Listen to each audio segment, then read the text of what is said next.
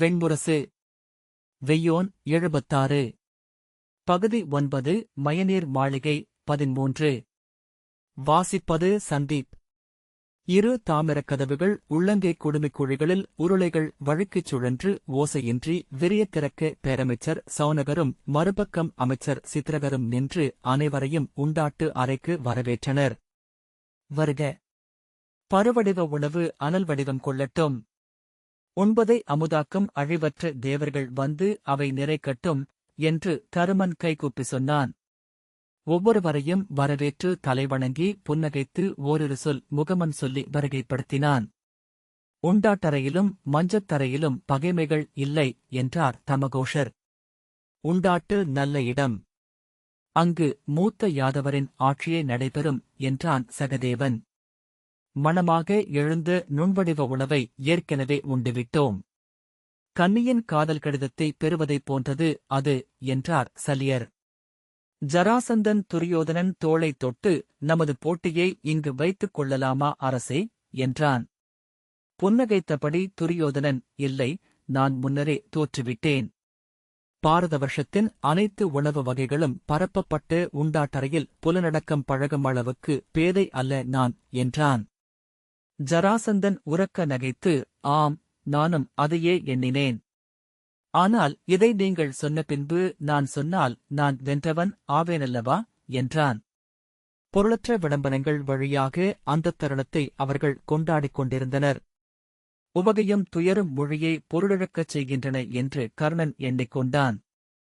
துரியோதனன் துச்சாதனனிடம் தம்பியர் எங்கே என மெல்லிய குரலில் கேட்டான். பின்னால் வருகிறார்கள் என்றான் துச்சாதனன். அவர்களிடம் சொல். அவர்கள் எதைக் கண்டிருந்தாலும் அது மாயை என துச்சாதனன் பெருமூச்சுடன் தலையசைத்தான். கர்ணன் துரியோதனனை ஓரக்கண்ணால் பார்த்தான். அவன் முகம் ஏன் நீர் நிறைந்த தோற்கலம் போல எடை கொண்டிருக்கிறது என எண்ணினான். துச்சாதனன் திரும்பி துச்சலனையும் துர்முகனையும் நோக்கிவிட்டு, அவர்கள் அஞ்சியிருப்பது போல தெரிகிறது மூத்தவரே என்றான். துரியோதனன் விழிகள் அரைக்கணம் வந்து தன்னை தொட்டுச் செல்வதைக் கண்ட கர்ணன் பின்னால் தங்கினான். துரியோதனன் அதை உணர்ந்ததை அவன் உடல் கொண்ட தளர்வு காட்டியது. அவன் மெல்லிய குரலில் துச்சாதனனிடம் ஏதோ பேசத் தொடங்கினான். அரசர் எதைக் கண்டோ அமைதி இழந்துவிட்டார் என்றபடி ஜெயத்ரதன் கர்ணனின் அருகே வந்தான். நீங்கள் என்ன பார்த்தீர்கள் என்று கர்ணனின் தோளைத் தொட்டபடி கேட்டான். வெறும் பாவை வடிவுகள் என்றான் கர்ணன். நானும் அவ்வண்ணமே எண்ணுகிறேன். ஆனால் அவற்றை பொருட்கோள் செய்யாமலிருக்க என் உள்ளத்தை பழக்க முடியவில்லை என்றான் ஜெயத்ரதன். நான் மிக விந்தையான ஒன்றைக் கண்டேன். ஒரு நாகன் கர்ணன் மீசையை நீவியபடி விழிசரித்து நோக்கினான். குள்ளமானவன். உங்களருகே அவன் நின்றிருந்தான். முதியவன். அவன் உங்களிடம் ஓர் அம்பை அளித்தான். அது அம்பல்ல நாகம் என உடனே கண்டேன். நாகமாகவும் அம்பாகவும் ஒரே சமயம் தோற்றமளித்தது. அதன் கூர்நுனி நாவாகத் துடித்தது. வால் நெளிந்தது. ஆனால் உலோகமாகவும் இருந்தது. என்றான் கர்ணன் விழுதிருப்பி மீசையை சுருட்டியபடி. நீங்கள் அதை பெற்றுக்கொண்ட போதிருந்த விழிக்குறியை இப்போது நினைவு கூர்கிறேன். உச்சகட்ட சினம் குதித்தது உங்களில். உச்சிவையோன் என எண்ணிக்கொண்டேன். இதெல்லாமே ஒரு கணத்துக்கும் குறைவான நேரத்தில் முடிந்த காட்சியும் எண்ணங்களும். ஜராசந்தன் அவர்களின் அருகே வந்து கனவுகளை எண்ணிக்கொள்கிறீர்கள் அல்லவா என்றான். சிசுபாலன் ஜராசந்தனின் தோள்களில் கையை வைத்தபடி நீங்கள் கண்டதென்ன என்றான். ஆடையற்ற முழுதுடல் மகளிர். பின்பு குருதி என்றான் ஜராசந்தன். உரக்க நகைத்து, அவை என் அனைத்துக் கனவுகளிலும் வருபவைதான் என்றான். ஜெயத்ரதன், அனைவருமே குருதியை கண்டிருப்போம். நாகங்களையும் என்றான். ஆம் என்றான் சிசுபாலன். இவையனைத்துமே நாகங்களின் வஞ்சம்தானா என்னும் எண்ணம் எனக்கு ஏற்பட்டது. ஜெயத்ரதன், எவ்வகை குருதி மகதரே என்றான். இங்கிருந்த அத்தனை அரசரும் வெட்டுண்டு கிடப்பதைக் கண்டேன். ஓர் உண்டாட்டில் என அவர்களின் குருதியை அள்ளி உண்ணும் மாயத்தெய்வங்களின் களி கொண்ட விழிகள், சுவை திளைக்கும் வாய்கள், உவகை ததும்பும் கையசைவுகள் என்றான் ஜராசந்தன். ஊடே நெளிந்து படமெடுக்கும் பாதாள நாகங்கள் என்றான் சிசுபாலன். மகதரே, இங்கு தோள்கோத்து நகை கொண்டாடி உண்டாடும் நாமனைவருமே ஒருவரை ஒருவர் கொன்று குருதியாடத்தான் உள்ளோர விழைகிறோமா? அவ்விழைவைத்தான் நம் உளமயக்கென இங்கு கண்டோமா? என்றான் ஜெயத்ரதன். யாருடைய விழைவு அது என நாம் எங்ஙனம் அறிவோம்? க்ஷத்ரியர் எப்போதும் ஊழின் களிப்பாவைகள் என்று காவியச் சொல் உள்ளது என்றான் ஜராசந்தன். நான் கண்டது ஒரு விந்தை தேவனை என்றான் சிசுபாலன். கையில் படையாழி ஏந்தி நின்றிருந்தான். அவன் கைகளும் கால்களும் செங்கழல் நிறம் கொண்ட சிம்மம். தலை மானுடனுக்குரியது. பேரருள் கொண்ட விழிகள். மயக்கும் புன்னகை. ஆனால் கைநகங்களில் குருதி. காலடிகள் குருதி முத்திரைகளென நீண்டு சென்றன. என்னை நோக்கி வந்து என் வழியாக கடந்து சென்றான். நான் அவனுடன் நடந்து செல்வதை கீழே விழுந்து கிடந்து நான் கண்டேன். ஜெயத்ரதன், நான் கண்டது ஒரு பெண்ணை. கரியவள். எரியும் நுதல் விழி கொண்டவள். பிறை சூடியவள். ஒளிரும் வெள்ளி நகங்கள் கொண்ட கைகளில் கடிவாளமேந்தி ஒரு தேர்தட்டில் அமர்ந்திருந்தாள். அத்தேரில் வஜ்ராயுதமேந்தி நின்றிருந்தான் இந்திரன்.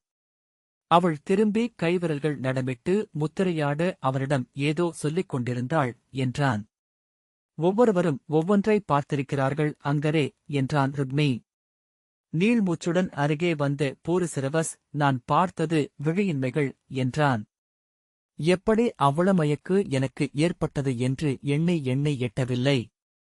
நான் பார்த்த அத்தனை விழிகளிலும் ஒளி இருக்கவில்லை. நோக்கின்மை பல்லாயிரம் முகங்களென என்னை சூழ்ந்திருந்தது. திகைத்து அலறி நான் சென்றபோது என் முகத்தை பார்த்தேன். அங்கும் விழிகளென இரு தசைத்துளிகள். அஞ்சி நான் நோக்கு திருப்பிய போது என் முகமே பெருகி என்னை சூழ்ந்தது என்றான். சௌனகர் துரியோதனனிடம் இவ்வழி அரசே என்றார். அவன் மெல்லிய புன்னகை காட்டி தலைவணங்கி உள்ளே சென்று சால்வையை சீரமைத்தபடி திரும்பி கர்ணனை நோக்கினான். கர்ணன் அவனருகே சென்றான். அங்கரே, என்னருகே இருங்கள் என்றான் துரியோதனன். கர்ணன், நான் அருகேதான் இருக்கிறேன் என்றான். அவன் மேலே ஏதோ சொல்லப் போகிறவன் போல மெல்ல உதடசைத்த பின் திரும்பிக் கொண்டான். கர்ணன் திரும்பி துச்சாதனனை நோக்கினான். துச்சாதனன் ஒளியற்ற புன்னகை ஒன்றைக் காட்டினான். அவனருகே வந்து சேர்ந்த துச்சலன், நான் கண்டவை என்னவென்றால்? மூத்தவரே எனத் தொடங்க துச்சாதனன் அவன் தோளைத் தொட்டு அடக்கினான். அவனுக்குப் பின்னால் வந்த துர்முகன், நான் கண்டது மூத்தவர் பீமனை. அவர் என்றான். விழிகளால் அவனை அமைதியாக்கினான் துச்சலன். உண்டாட்டுக்கூடம் திறந்து முத்துச்சிப்பி போன்று நீள்வட்ட வடிவில் விரிந்திருந்தது. ஒரு கணத்திற்குப் பின்னர்தான் அங்கே தூண்களே இல்லை என்பதை கர்ணன் உணர்ந்தான். அக்கூடத்தின் சிப்பியமைப்பே கூரை வளைவை தாங்கும் வகையிலிருந்தது. பீமன் பெருந்தோள்களில் தசை அசைய கைவீசி அடுமனைப் பணியாளர்களுக்கு ஆணைகளிட்டுக் கொண்டிருந்தான். அர்ஜுனன் சலியரை அணுகி தலை தாழ்த்தி ஏதோ சொல்ல அவர் தமகோஷரிடம் திரும்பி ஏதோ சொல்லி சிரித்தார். கர்ணன் விழிகளால் தேடி இளைய யாதவரைக் கண்டான். அவர் கைகளைக் கட்டியபடி பவுண்டரிக வாசுதேவனிடம் பேசிக் கொண்டிருந்தார். அவர் சால்வை அருவியென வழிந்து நிலத்தில் கிடந்தது. பலராமர் சென்று பீமனிடம் ஏதோ கேட்க அவன் பணிவுடன் ஓரிரு சொற்களை சொன்ன பின்னர் உள்ளே ஓடினான். தருமன் சென்று இளைய யாதவரிடம் ஒரு சொல் சொல்லிவிட்டு மூத்த யாதவரை நோக்கிச் சென்றான். அடுமனையாளர்கள் உணவு கலங்களை ஒருக்கும் ஓசைகள் ஏதும் கேட்கவில்லை. ஒலிகள் கட்டப்படுத்தப்பட்டதனாலேயே அந்தக் கூடம் அச்சமூட்டும் பிரிதியல்பு ஒன்றைக் கொண்டிருந்தது. ஒளியும் அதேபோல கட்டப்படுத்தப்பட்டிருப்பதை கர்ணன் உணர்ந்த கணமே ஜராசந்தன், பந்தங்களை இல்லாது ஒளி நிழல்களுமில்லை என்றான். அறையின் விளிம்புகளுக்கு அப்பால் எங்கோ இருந்து வந்த சூரிய ஒளி வெண்பரப்புகள் வழியாகவே வழிந்து வந்து விழிகளை மட்டும் தெளியச் செய்தது. பொருட்களின் அனைத்து பக்கங்களையும் சீராக ஒளிகொள்ளச் செய்துள்ளனர். எனவே எப்பொருளும் முழுப்புடன் இல்லை என்றான் ஜராசந்தன். நிழல்கள் இல்லையேல் பொருட்கள் முழுப்பை இழந்துவிடும் என்றான் பூரிசிரவஸ். பொருளிழந்த சொற்களைப் போல என்று ஜராசந்தன் சொன்னான். பொருள் இருக்கிறதே என்றான் ஜெயத்ரதன். பொருள் என்பது நாம் சிலவற்றை மறைப்பதன் மூலம் உருவாவது சைந்தவரே என்றான் ஜராசந்தன். பேசிப் பேசி அவர்கள் அதை வகுத்துக் கொண்டிருந்தார்கள் என்று கர்ணன் நினைத்தான். அங்கிருந்த பொருட்கள் அனைத்துமே அந்த ஒளிப்பரப்பை திரையெனக் கொண்டு வரையப்பட்டவை போல தெரிவதை கர்ணன் உணர்ந்தான். மறுபக்கம் இருசேடியர் தொடர திருப்பதி உள்ளே வந்தாள். பாண்டவர்களின் அரசியரான சுபத்திரையும் பலந்தரையும் தேவிகையும் விஜயையும் அவளை நோக்கி சென்று முகமன் உரைத்தனர். அவளைத் தொடர்ந்து அவைக்கு வந்த துச்சளையுடன் கரேணுமதியும் திருப்பதியின் அணுக்கத் தோழியான மாயையும் வந்தனர். பேரரசி குந்தி அப்பால் 4 சேடியர் சூழ நின்றிருந்தாள்.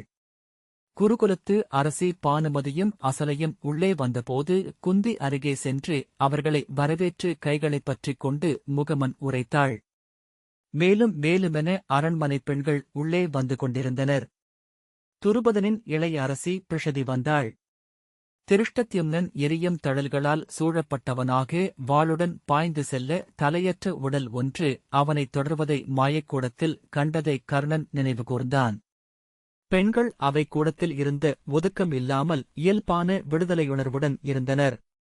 அங்கே ஆண்கள் கண்டு திகைக்கும் எவற்றையும் அவர்கள் அறியவே இல்லை என்பதைப் போல, அல்லது அந்த மாயத்தில் அவர்களும் கலந்து திளைப்பது போல. நகுலன் துரியோதனனிடம் வந்து உண்டாட்டு தொடங்கவுள்ளது அரசே என்றான். இக்கூடத்தின் 12 வாயில்களும் 12 உணவறைகளுக்கு திறக்கின்றன. ஒவ்வொன்றிலும் ஒவ்வொரு நாட்டு உணவு அமைக்கப்பட்டுள்ளது. விரும்பியவர்களுடன் விரும்பிய அறைக்குச் சென்று உணவு கொள்ளலாம். துரியோதனன் நன்று என்று சொன்னான். அவன் மேலுமொரு சொல்லைச் சொன்னது போல நகுலன் நோக்கிய பின் கர்ணனை நோக்கி விழுதிருப்பி நல்லுணவு கொள்க அங்கரே என்றான். ஆம், இது உணவுக்குரிய தருணம் என்று கர்ணன் முகமன் உரைத்தான். துரியோதனன் மீசையை முறுக்கியபடி கூடத்தை சுற்றி நோக்கிவிட்டு நோக்கை விலக்கினான். அமைச்சர்கள் சௌனகரும் பிரமோதரும் கைகளை கூப்பி ஒவ்வொருவரையும் அணுகி அங்குள்ள உணவாடல் முறையை சொல்லிக் கொண்டிருந்தனர். ஓரமாக அமைந்த பீடங்களில் முதியவர்களை அமரச் செய்தனர். துரியோதனன் ஒரு கணம் தயங்கி பின் கர்ணனை நோக்கி, இதை நான் கடந்து செல்ல வேண்டும் அங்கரே என்றான். கர்ணன் எதை என்பதைப் போல நோக்கினான். இத்தருளத்தை என்றான். கர்ணன் ஒன்றும் சொல்லவில்லை. நான் என் அனைத்து உளவுமுதையும் திரட்டிக் கொண்டு முன்னகர வேண்டும். இத்தருணத்தை கடந்து சென்றேன் என்றால் போதும். கர்ணன் அதன்மேல் அத்தனை எடையை ஏற்ற வேண்டியதில்லை என்றான். இயல்பாக அது நிகழட்டும். அதை நோக்கி உங்களை உந்தாதீர்கள் துரியோதனன் அங்கரே, நான் என்ன கண்டேன் என்று அறிவீர்களா என்றான். அதை சொல்ல வேண்டியதில்லை என்றான் கர்ணன். ஆம், சொல்லக்கூடாது. சொல்லவும் முடியாது என்றான் துரியோதனன். மீண்டும் பெருமூச்சு விட்டான். அங்கரே, இத்தனை செறிவை நமக்குள் நிறைக்கும் தெய்வங்கள் எவை? கர்ணன் புன்னகைத்தான். துரியோதனன், ஆனால் அங்கே அவன் இல்லை. அதை நோக்கினீரா என்றான் துரியோதனன் மீண்டும். அச்சொல் கர்ணனை திடுக்கிடச் செய்தது. அத்தனை பேரும் இருந்தனர். அனைவரும் உருகிக் கலந்த படிமச்சுழி. அங்கே அவன் இல்லை என்றால் எங்கிருந்தான்? கர்ணன், அவனுக்கு இந்த ஆடிமயத்தின் மாயம் தெரியும். கலிங்கச் சிற்பிகளை அமர்த்தியவனே அவன்தான்.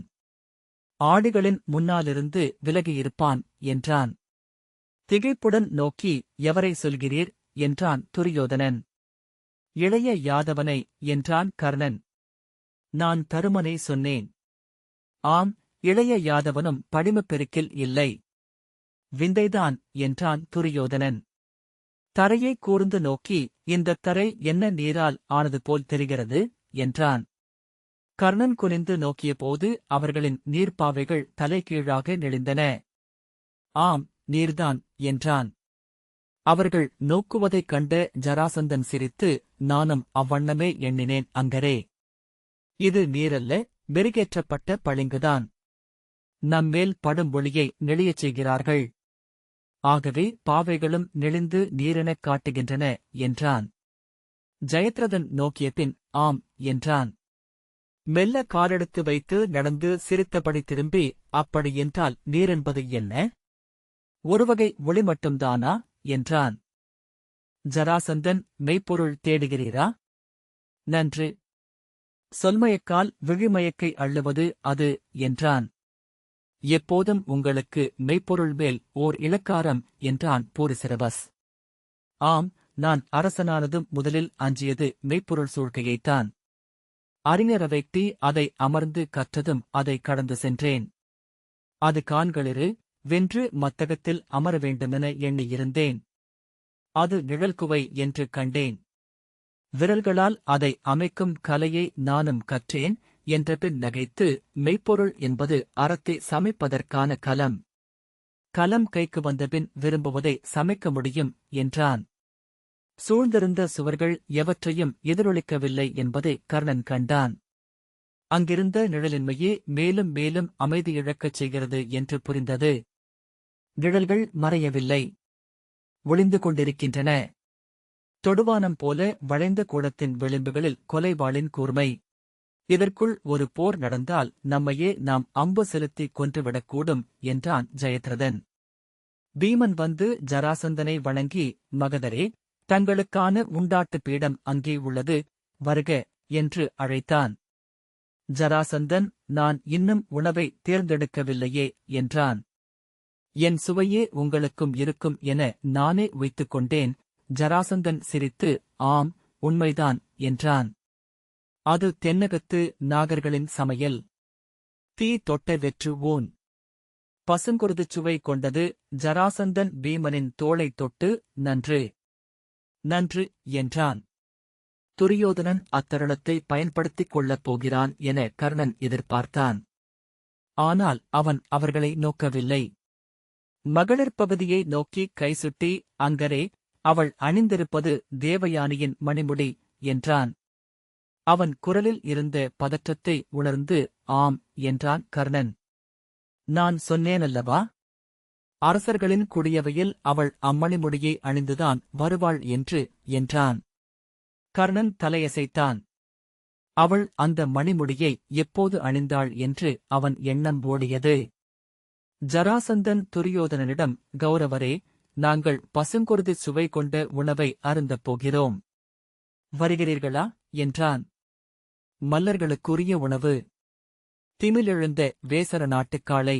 துரியோதனன், வந்துவிடுகிறேன் என்று புன்னகையுடன் சொன்னபின் கர்ணன் கைகளைப் பற்றி, முறைப்படி அவளிடம் ஒரு முகமன் சொல்லிவிட்டு வருகிறேன் என்றான். கர்ணனின் உள்ளம் ஏனோ படபடக்கத் தொடங்கியது. அவளிடம் அம்மணிமுடி தனக்குரியவளை கண்டு கொண்டது என்று சொல்லப் போகிறேன். நான் அவளுக்கு அதை அளித்தேன் எனச் சொல்வதுதான் அது. அதை நான் சொல்லியாக வேண்டும். இல்லையேல் என்று தயங்கினான். கர்ணன், அரசியரிடம் நேரில் முகமன் சொல்லும் வழக்கம் இங்கில்லை என்றான். நான் அவளுக்கு அயலோன் அல்ல, அவள் என் குலமகள் என்றான் துரியோதனன். கர்ணன் மெல்லிய எரிச்சலுடன், தாங்கள் அஸ்தினபுரியின் அரசர், இவர்களால் உபசரிக்கப்பட வேண்டியவர் என்றான். இல்லை அங்கரே, அக்கணக்குகளுக்கு அப்பால் நான் சென்று விட்டேன். இன்று இது ஒரு குடிவிழாவாக ஆகிவிட்டது. மூத்தவனாக நான் நின்றிருக்க வேண்டிய இடம் பாண்டவர்களின் நடுவேதான் என்றான் துரியோதனன். இக்கணம் இதை நான் கடந்தாக வேண்டும். கர்ணன், அரசே என்று சொல்லவர அவனை கேளாதவன் போல அவளிடம் என் அன்னையின் வாழ்த்தை தெரிவித்துவிட்டு வருகிறேன். யாதவ பேரரசியையும் நான் வணங்கியாக வேண்டும் என்றபடி அரசர்களின் நிறையிலிருந்து அரசியரின் நிறையை நோக்கி வெண்பளிங்கு தரையில் காலெடுத்து வைத்து நடந்தான். இரண்டாவது காலடியில் அது நீர்ப்பரப்பென மாறி அவனை உள்ளிழுத்து சரித்தது. திகைப்பொலியுடன் அவன் நீரில் விழுந்து இளமுயல கால் சறுக்கி மீண்டும் விழுந்தான். மொத்த அவையும் அவ்வொலி கேட்டு திரும்பி நோக்கியது. தனித்தனியாக என்றில்லாமல் அக்கூடமே மெல்ல நகைத்தது. தன்னையறியாமல் மூத்தவரே என்றபடி பிடிக்கப் போன துச்சாதனன் கால் வைத்த நீர்ப்பரப்பு பளிங்கென இருக்க அவன் தடுமாறி துரியோதனன் மேலேயே விழுந்தான். அக்கணத்தில் உண்டாட்டுக் கூடமே பெருங்குரலில் சிரித்தது. துரியோதனனின் முகம் எதிர்பாராதபடி மூத்தவரால் அடிக்கப்பட்ட கைக்குழந்தையினுடையது போல கணக்காலத்தில் உறைந்து கர்ணனின் விழிகளில் நின்றது. அவன் நீரில் இறங்கி வெண்பளிங்கில் கால் வைத்து மீண்டும் நீரில் நடந்து துரியோதனனை தோள்பற்றி தூக்கினான். அவ்விசையில் திரும்பி அவன் திருப்பதியை விழித்தொட்டு அதே கணத்தில் துரியோதனனும் அவளை பார்த்தான். விழிகள் நகைக்க இதழ்கள் ஏளனத்துடன் மெல்ல வளைய அவர்களை ஒரு கணம் விழித்தொட்டுவிட்டு அவள் திரும்பி விஜயிடம் சொல்லிக் கொண்டிருந்த மொழியாடலைத் தொடர்ந்தாள். துச்சாதனனை பிறிதொரு கையால் தூக்கி இருவரையும் இரு கைகளில் ஏந்தியபடி நீரிலிருந்து மேலேற்றினான் கர்ணன். இருவரும் வேட்டையாடப்பட்டு கொல்லப்பட்ட விலங்குகள் போல வெறும் எடைமட்டுமாக இருந்தனர். அந்த ஒற்றைக் கணம் அப்படியே நீடிப்பதை அவன் உணர்ந்தான். ஒரு விழியொளி அம்புமுனை போல, ஒரு சிரிப்பு அணையாத தீ போல, ஒரு காலத்துளி மலையுச்சிக்கூர் போல, சுருளவிழ்ந்து எழும் நாகம், கோட்டையற்று அம்பு கறந்த நச்சுத்துளி. இக்கணம் இக்கணம் இக்கணம் துரியோதனன் உடல் நடுங்கிக் கொண்டிருந்தது. அவன் கால்கள் தரையில் இழுபட்டவை போல தளர்ந்து அடிவைத்தன.